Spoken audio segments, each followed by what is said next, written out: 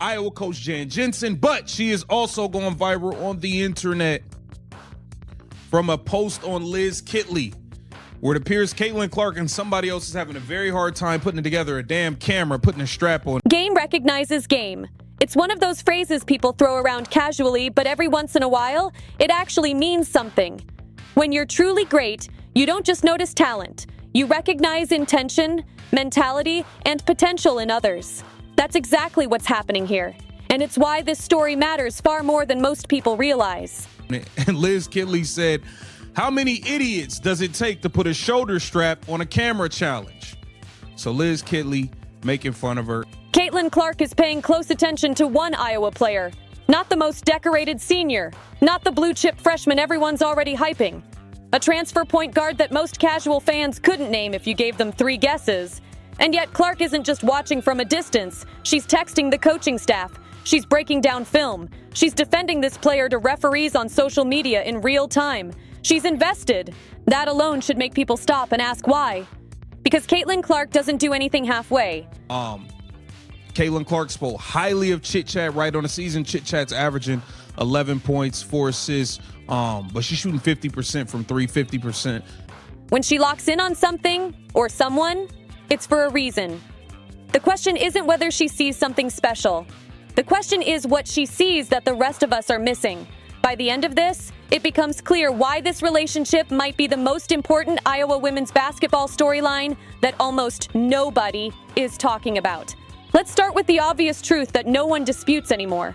From the field. So I would like to see Chit Chat more aggressive and getting up more shots because we just don't have the creators off the dribble at the guard spot.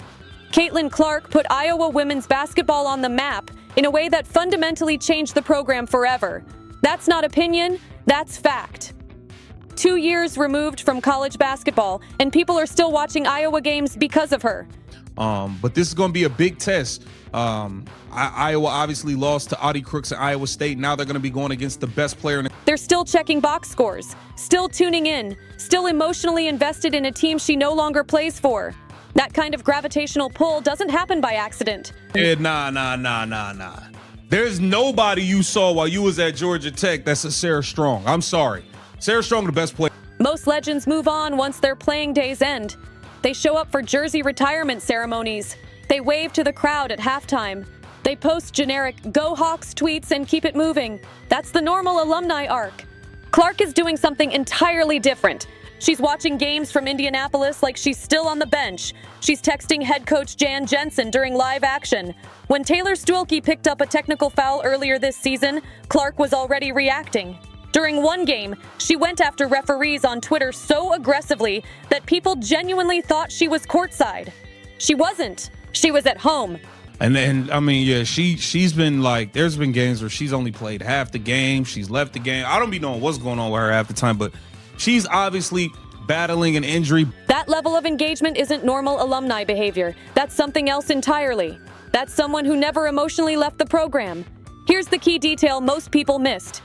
I remember the text when Taylor Strimlow got teed up and Caitlin Clark had put that text out and she was going off on the refs. And everybody's like, damn, Caitlin bombing on the refs and she not even playing.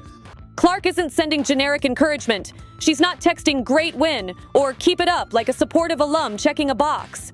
Coach Jensen confirmed it herself. When Caitlin Clark texts her, she's often talking about one player specifically, the transfer point guard, Lucy Olson.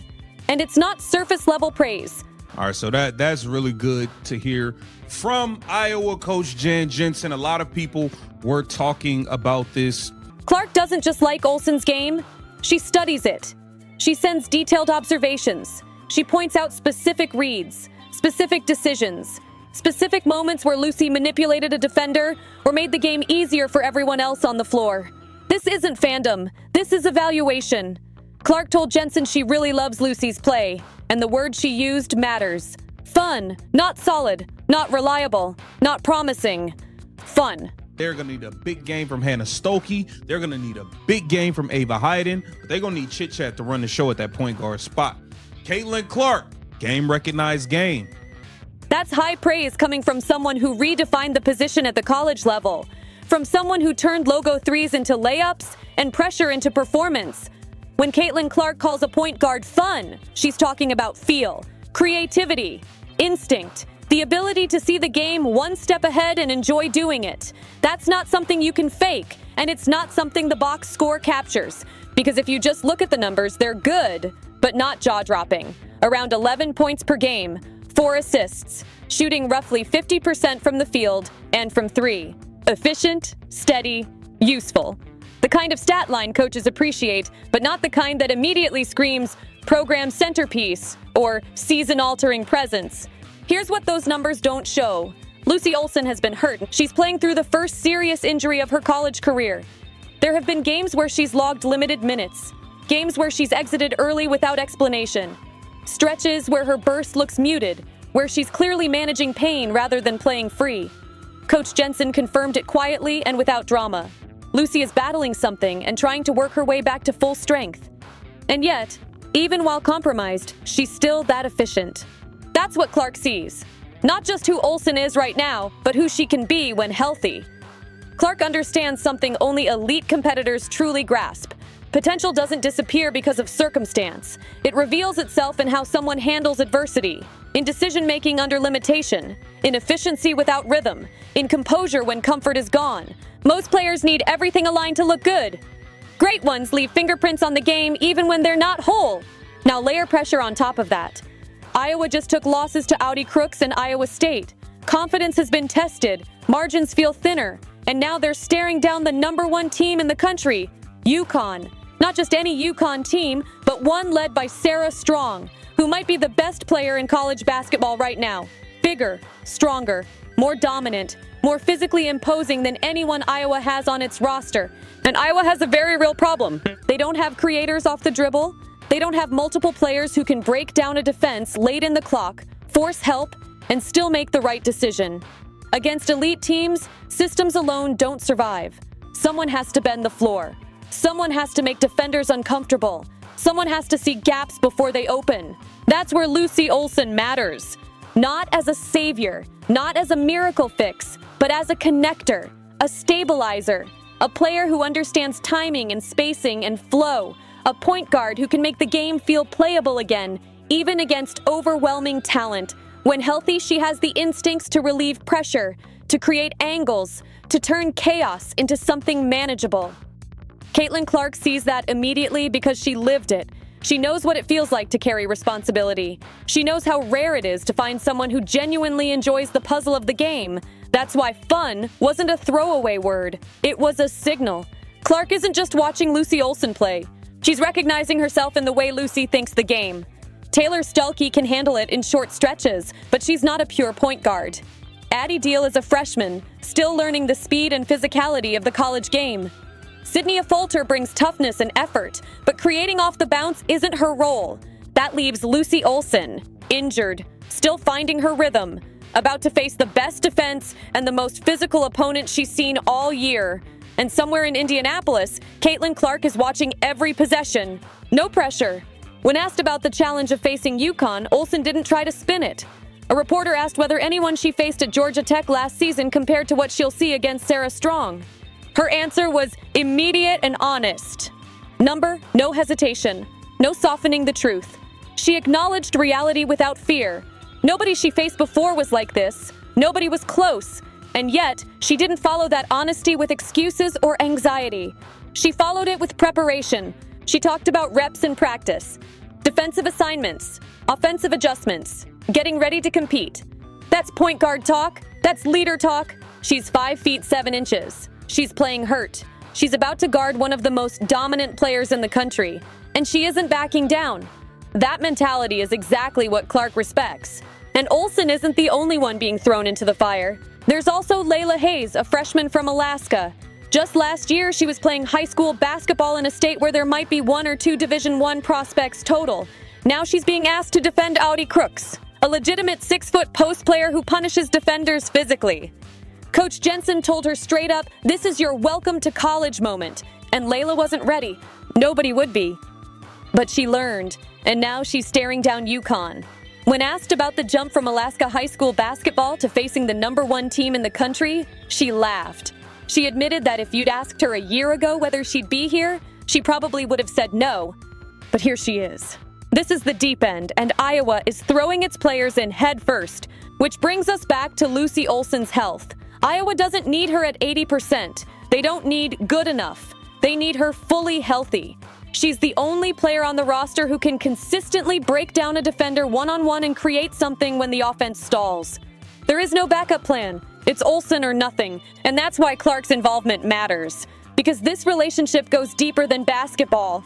Coach Jensen said something quietly revealing.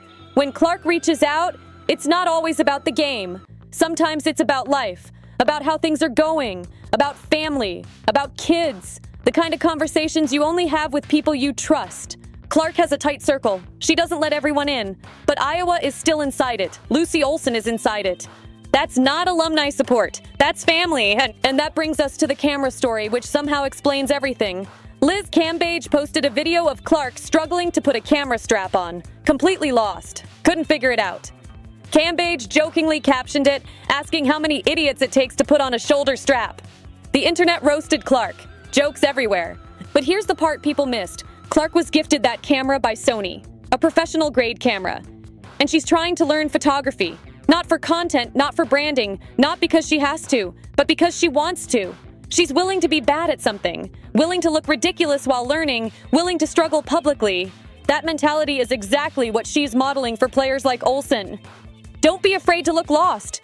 Don't be afraid to struggle. Just keep working. So Iowa faces UConn tomorrow, a hurt point guard, a freshman from Alaska, a roster still learning who it is without a generational talent. The odds aren't good. Vegas probably has UConn winning comfortably, but Caitlin Clark will be watching. And if Lucy Olsen has a moment, if she hits a big shot, makes a crucial play, steadies the team, Clark will be the first one texting. That belief matters, which brings us to the bigger question. Why does this relationship matter beyond a feel-good alumni story? Legacy. Clark didn't just break records. She built something. Relevance, expectations, national attention. But legacies fade if they aren't passed on. If Iowa slips back into mediocrity, Clark's impact becomes a moment instead of a movement. If Olsen develops into an all-Big Ten player, if she leads Iowa deep into March, Clark's legacy grows. It becomes something sustained, not remembered. For Olsen, that validation changes everything. She's not trying to be the next Caitlin Clark. She doesn't need to be, because Caitlin Clark already believes in her. And that might be enough. So here's the real question. Not whether Iowa can beat UConn.